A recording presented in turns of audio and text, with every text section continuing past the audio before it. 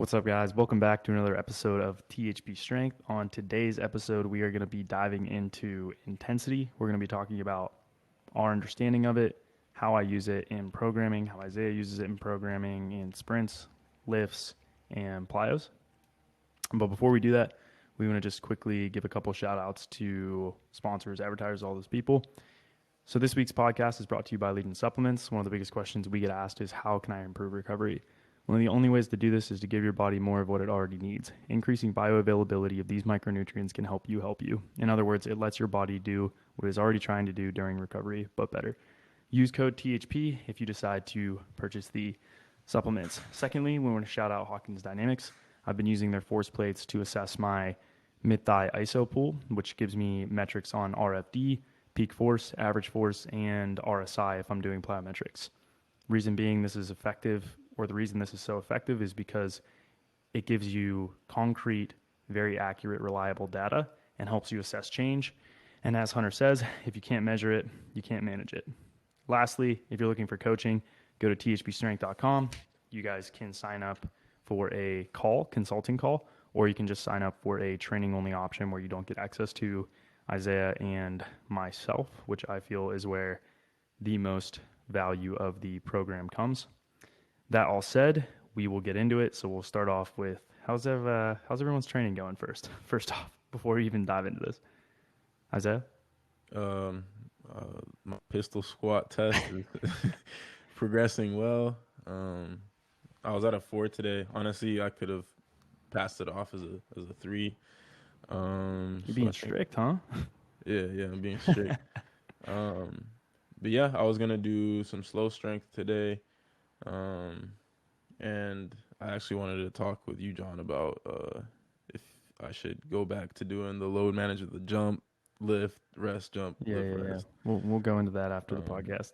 So yeah, that's pretty Well, I much mean, maybe pretty people much would be interested in hearing it now, but it's not really. I guess this is the part of the episode where we talk about our training. So I think I think you should go back into lift and ISOs alternating, and then next week add the jumps back in. Yeah. If you, the difficult part is that it seems like the only thing that bothers it right now is a pistol squat, and squatting and everything else is fine. So, well, squatting because I did jumping and then max intent front squats, and then that like really messed it up. So like when I did box squatting on Thursday, it was pretty bad. Right now, so I'd probably max be able to intent handle it. lifting is what messes it up Yeah, more than jumping.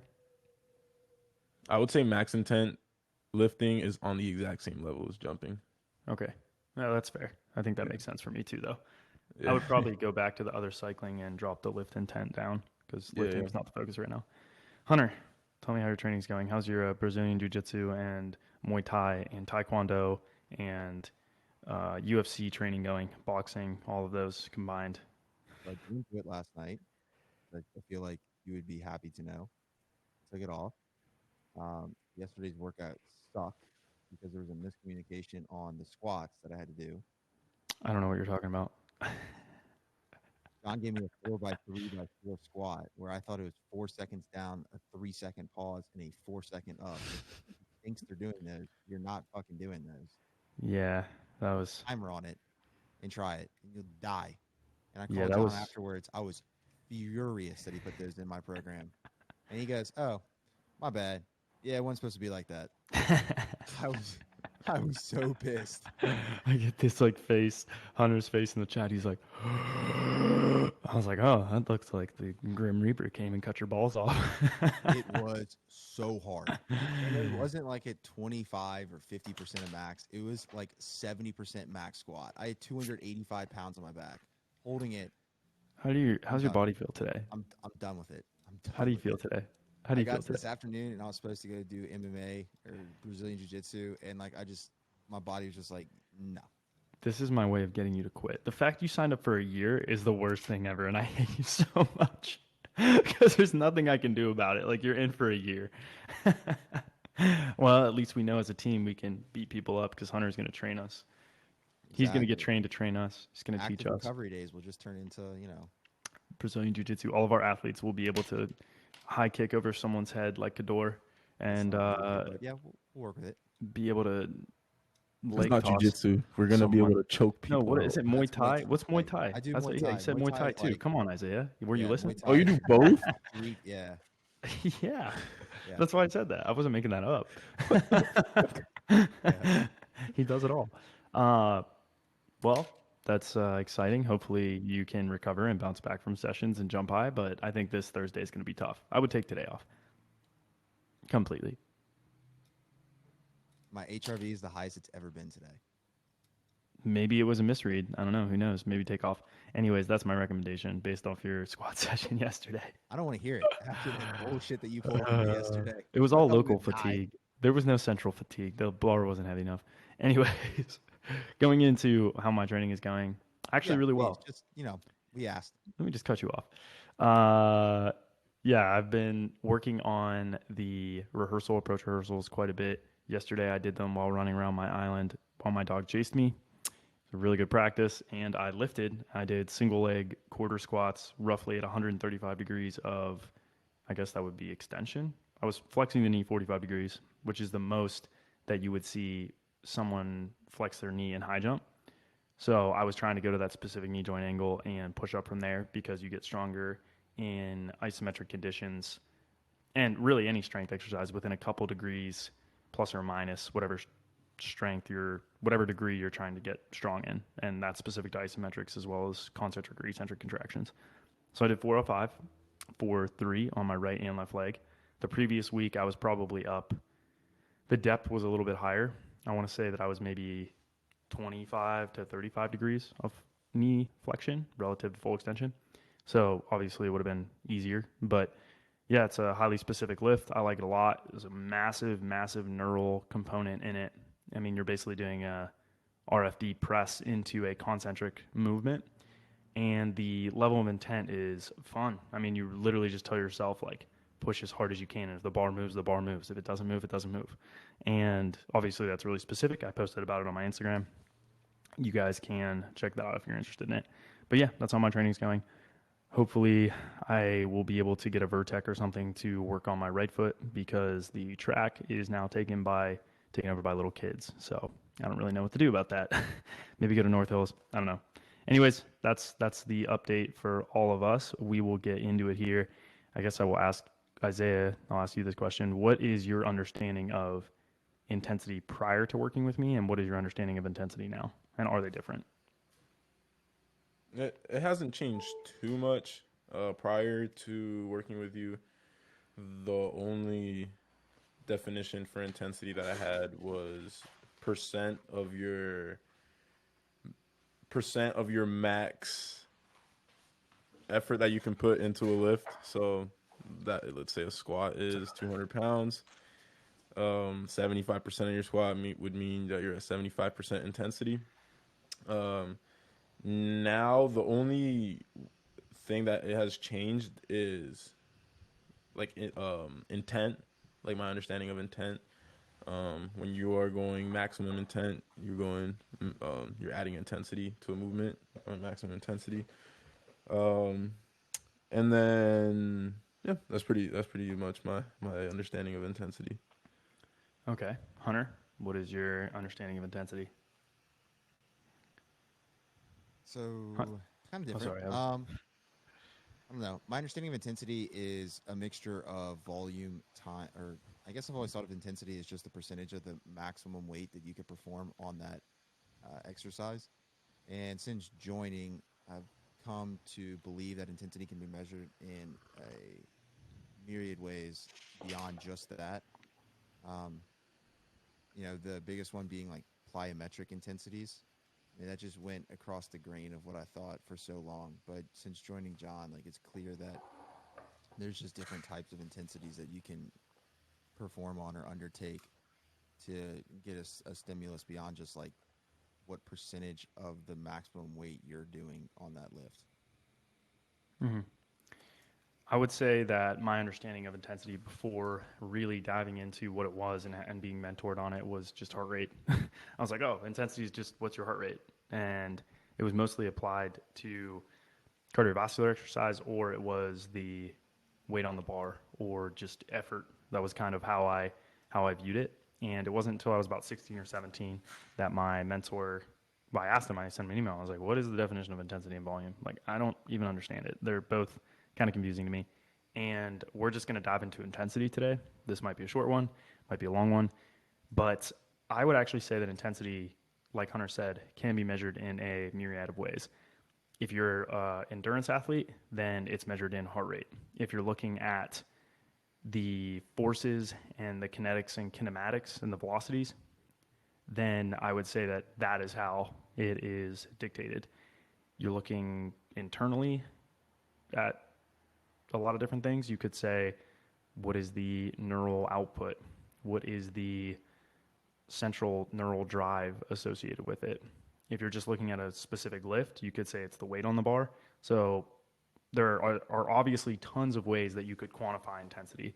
And simply put, what my mentor said to me is he said, the velocity that you're moving, the weight on the bar, the amount of effort that you put in, and whether it is single joint or multi-joint.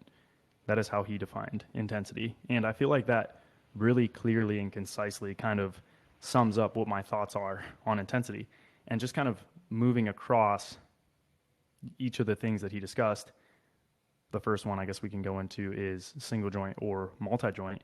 Do you guys think a leg extension can be as intense, a max out leg extension can be as intense as a max out squat?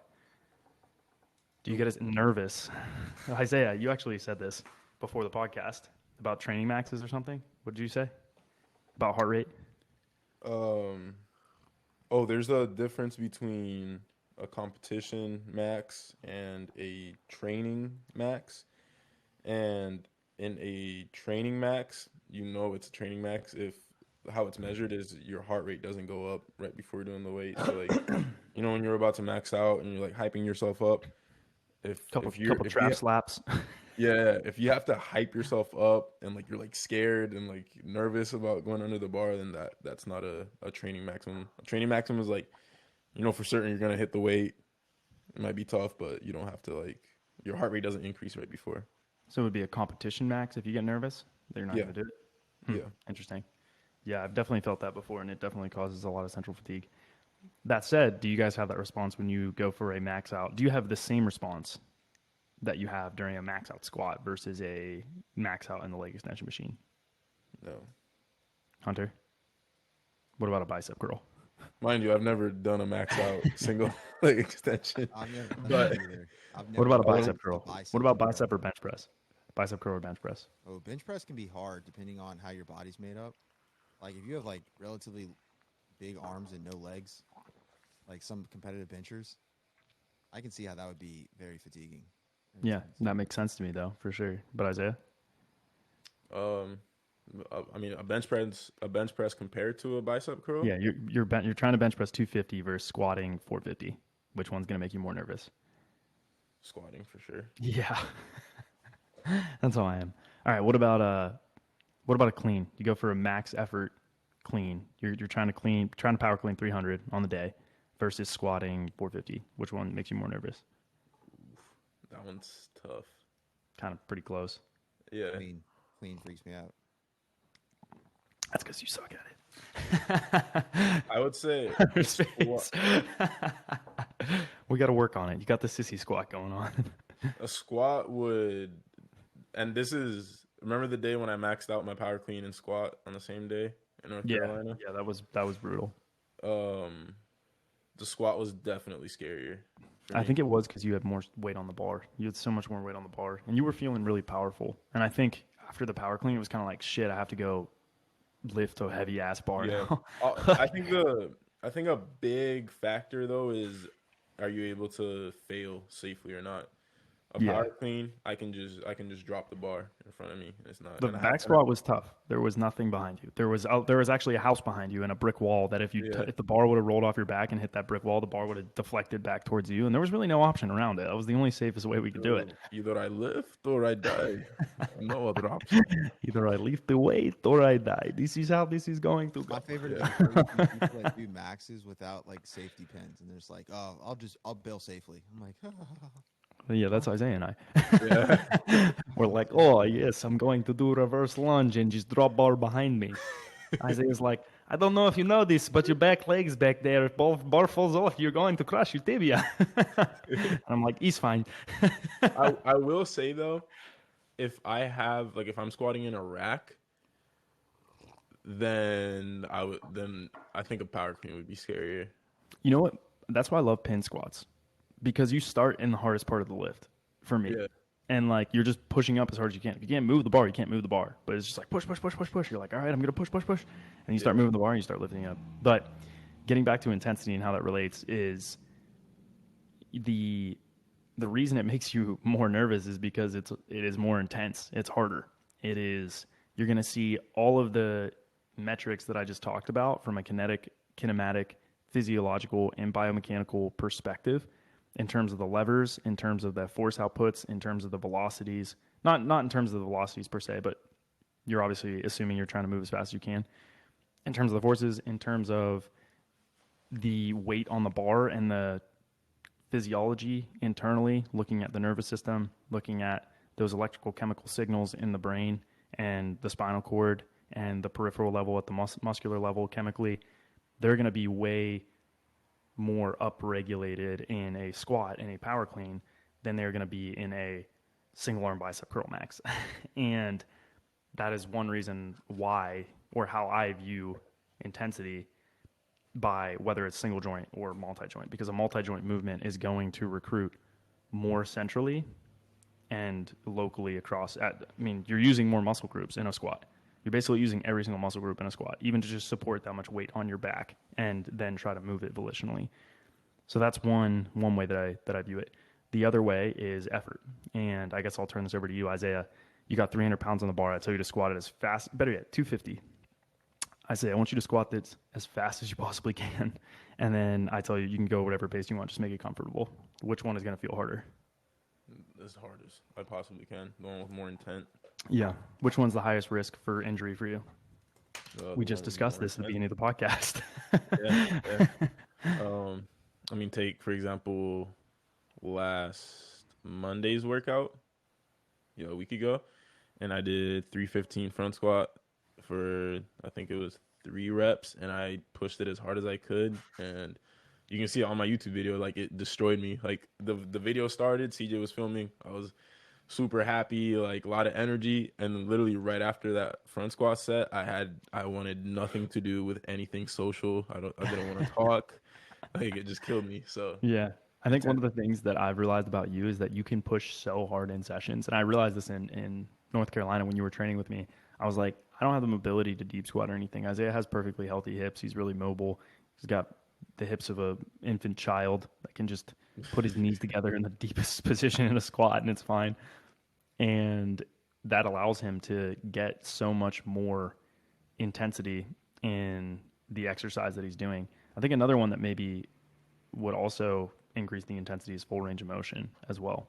But yeah, I'll get into that in a second. But what I realized is he was able to push so much harder in sessions, and that he would be even more fatigued than I would, because like he could rarely get through a Tuesday, Thursday session because he was just obliterated from Monday, Wednesday, Friday sessions. Yeah. And the reason why is because you push so hard in sprints. You push so hard in power. I mean, if I'm power clean at 225, you're doing 245 on the day for the same sets and reps. And you weigh the same as me. You have essentially the same diet. Your sleep was pretty similar to me.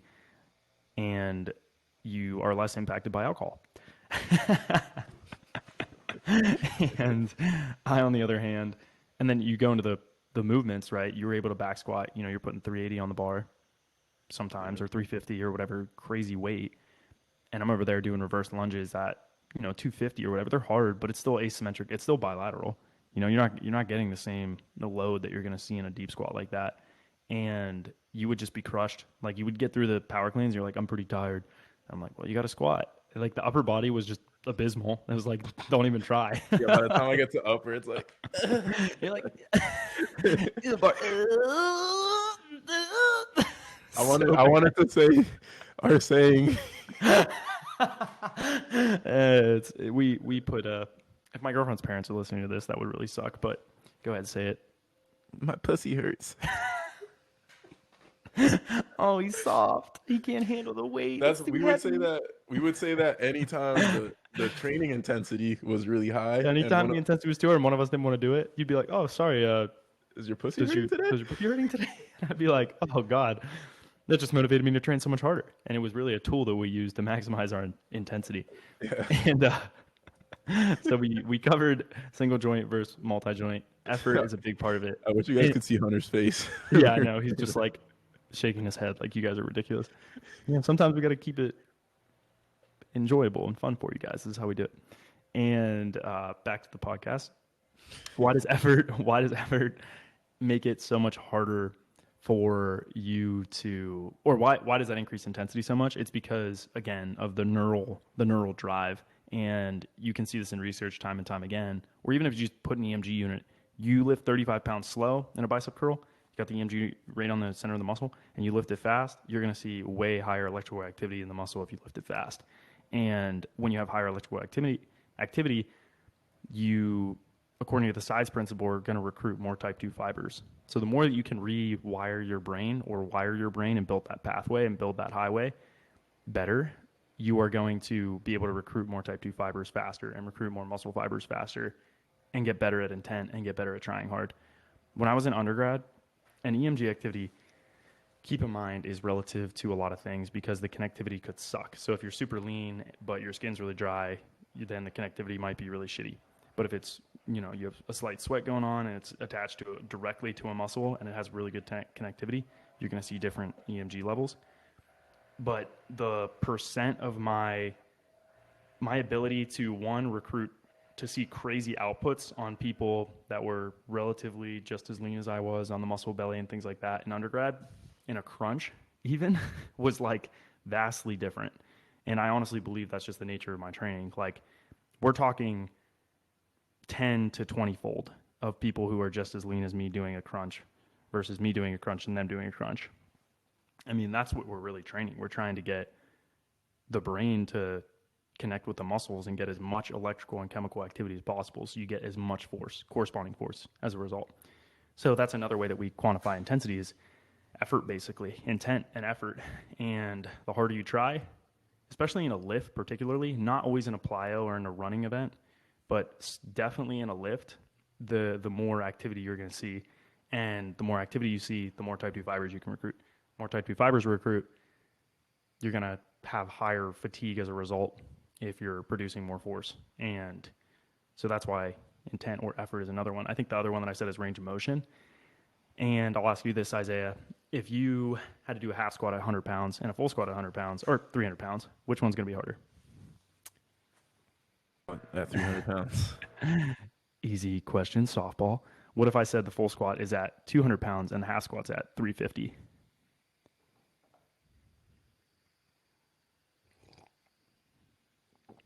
Ooh, that wasn't a softball, was it? I'm stuck. It depends. I mean, I would have to feel it out. But it's like it's a combination of two different things. Like, one of them involves more musculature, so that one could be harder. But then the other one would require more intent. So I think we require the same amount of musculature. It's just the range of motion. Oh yeah, the range of motion. Yeah. Yeah. Okay, what if I said squat at 180, deep squat at 180 as fast as you can, versus a half squat at 350 as fast as you can? Half squat at 350, as hard as I can, would definitely be harder. And I think that really goes to show you that, at the same load and the same intent, if you're going bigger range of motion, it's going to be harder. But how you change that, and the reason why it works, is you just put more weight on the bar, and it's fine. The problem is most people's backs will break, unless you're me, in which case you're like, I'll do it on a single leg.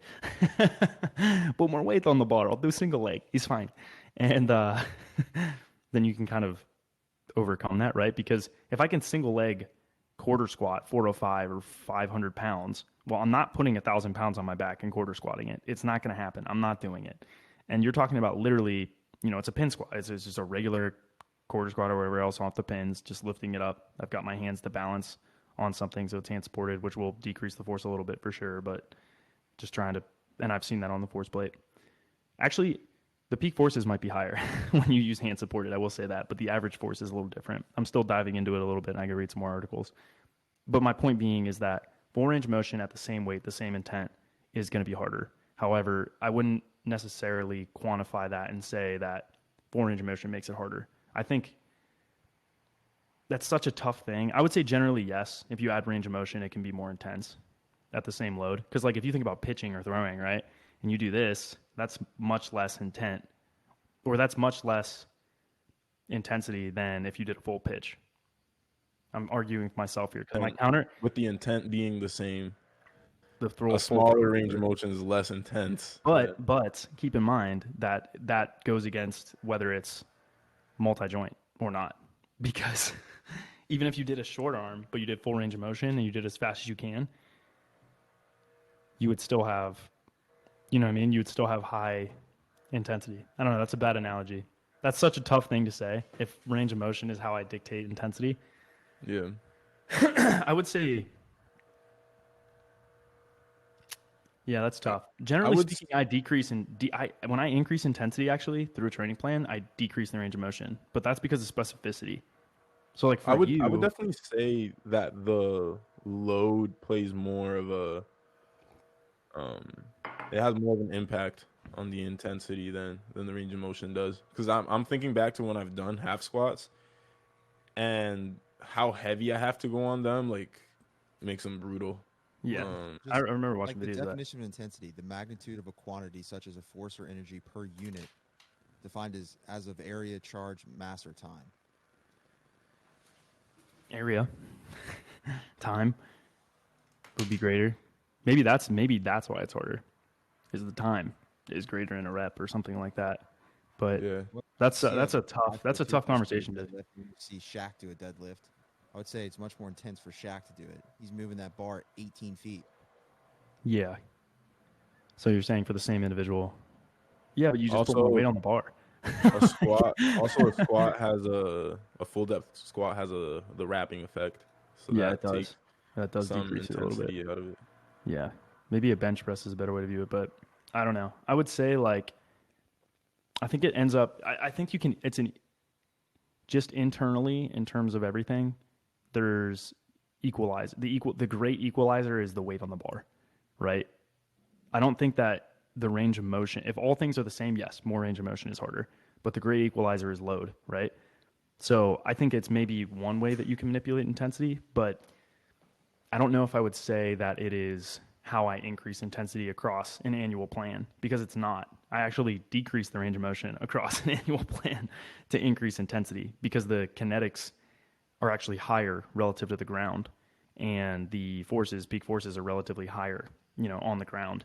And I just put more weight on the bar to try to get the same level of difficulty or effort or whatever else, assuming intent is the same.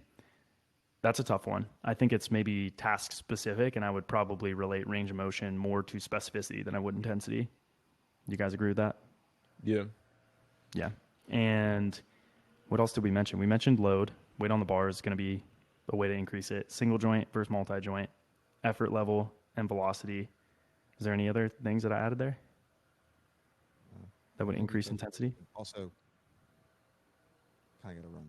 So. Oh, Hunter's got to go. Well, guys, I guess we'll have to close off this podcast today because Hunter's got a blast. Right. I think 30 minutes of intensity talk. we hit intensity pretty well. I guess we'll see. Honestly, we covered it pretty. Yeah. The only other thing I would add is getting into. Yeah, the only other thing I would say is velocity of the movement would increase intensity as well. Like if you're trying to move faster or you're hitting a higher velocity, no matter what, that's why sprinting is one of the most intense activities because the muscles are turning on and off so quickly. Same thing with plyometrics. Max approach jumping is very freaking intense.